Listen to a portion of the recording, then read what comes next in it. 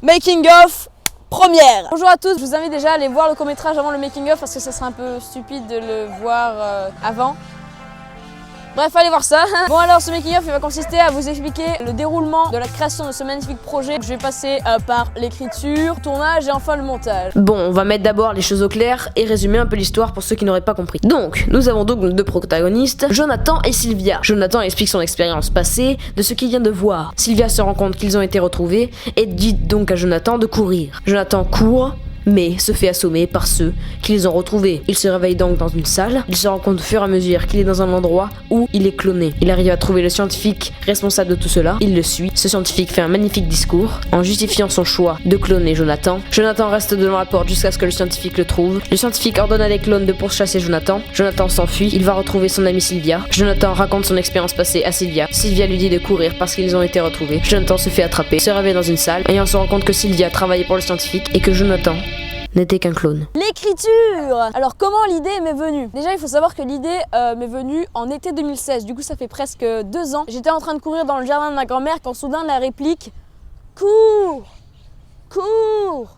m'est venue à l'esprit. Ensuite je décide de développer, mais je me demande mais pourquoi il dirait cours et qu'est-ce qui va se passer après ça? Du coup j'imagine le fait qu'il dit cours, il se fait attraper, il se réveille dans une salle. Oh là là, le monsieur il va se retrouver dans un laboratoire où il se fait cloner lui. Et ensuite je développe tout ça. Donc ça c'était l'idée de base en été 2016. Donc au début j'avais juste l'idée d'un seul twist, le fait que ça se répète en boucle et en boucle. Et l'idée que Sylvia soit une traître m'est venue après. Et l'idée que Jonathan, parce qu'il s'appelle Jonathan, oui, soit finalement un clone, m'est venue à la toute fin, presque quand on était au tournage. 3 twists en un court-métrage, ça fait quand même beaucoup quand même. J'ai dû mettre 1 mois en faisant la structure globale et puis j'ai dû faire quelques petites retouches à la fin.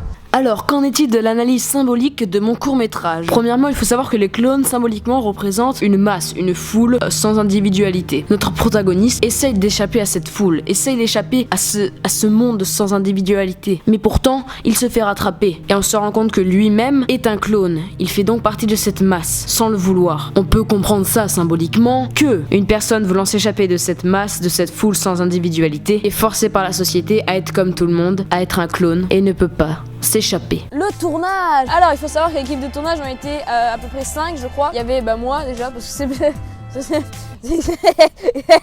Il y avait Arthur Deluille. Non, il s'appelle Arthur Delot. Donc il y a Arthur Delot, assistant réalisateur, technicien, c'est lui qui a prêté à peu près 80% du matos. Ensuite il y avait les 3 acteurs, Yann Calvo, Nicolas Carmona et ensuite Sylvia Knorr. Knorr, je crois c'est une marque de soupe ou un truc comme ça.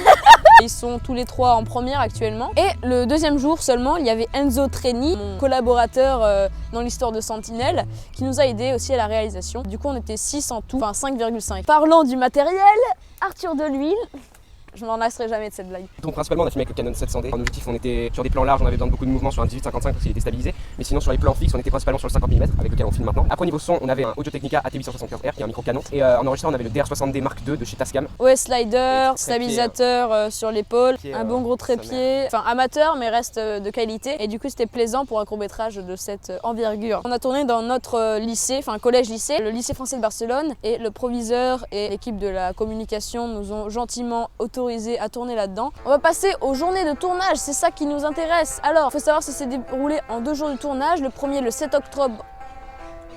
Octobre, oui! Le 7 octobre 2017. On a fait quand il se réveille, quand il va dans les salles, et jusqu'au discours qu'on a fait une première fois. Il y avait un problème de son, je sais pas quoi, du coup on a dû le refaire le 2e jour. C'était assez long, on a dû mettre 6 heures je crois, à tout installer. Enfin ce qui était long c'était installer tout le matos parce qu'il avait, je sais pas, genre il avait 3 valises de matos avec le slider, c'était colossal le truc. On avait aussi un skate et le skate ça nous a vraiment servi à faire les plans travelling, enfin c'était super. Merci Alexis pour nous avoir prêté ton skateboard. Il y avait une bonne ambiance, il y avait une ambiance sérieuse mais assez détendue.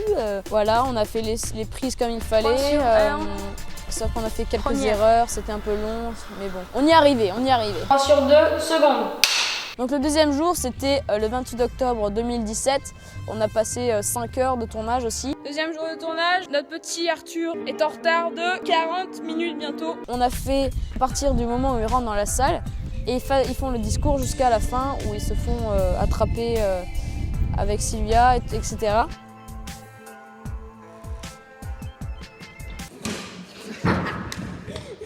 Ça rend super bien, je trouve, avec la qualité audio, c'est assez cool. Les calques qu'on a fait avec les clones, je trouve que ça rend assez pro. Bon, on n'est pas des professionnels pour l'instant, donc on s'entraîne, ça peut pas être parfait dès le premier truc. Du coup, bah voilà, le court-métrage est comme il est. Que fait-il? Moi, président, Oui. j'annulerai les devoirs. Allez.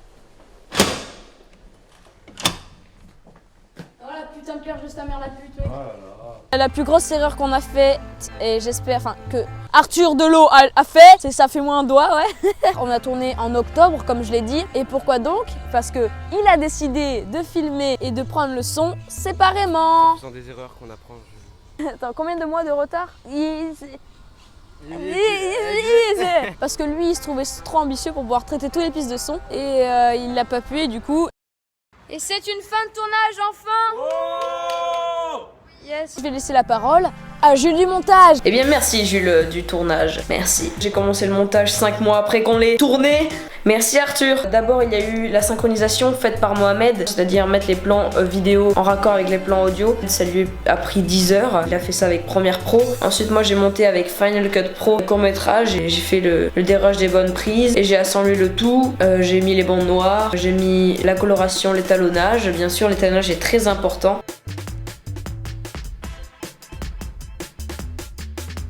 Ensuite, j'ai mis la musique que je pouvais trouver. Et, point fort, j'ai demandé à des potes de faire la musique. Bonsoir mesdames et messieurs, je m'appelle Ellie et c'est moi qui ai réalisé la musique du court-métrage de Jules Cambien. Ces deux musiques que j'ai réalisées sont les musiques du début qui s'appelle Multiplication et la musique du discours qui s'appelle Nocturne numéro 1. Alors j'ai composé la musique de ce court-métrage avec le logiciel Cubase Pro 9 et j'ai utilisé les VST Massive et Fort Zendo. Voilà, donc si vous avez envie d'écouter ces musiques de façon plus ample et de façon plus continue, j'ai mon petit SoundCloud que Jules mettra sûrement peut-être dans la description. Et la musique du générique qui a été faite par les Anagrammes, les amis de Dylan de The Voice Kids, qui ont fait une super musique aussi. Gosse au bord de la route, vois le futur comme un faux détour. Différent des autres. Différent des autres.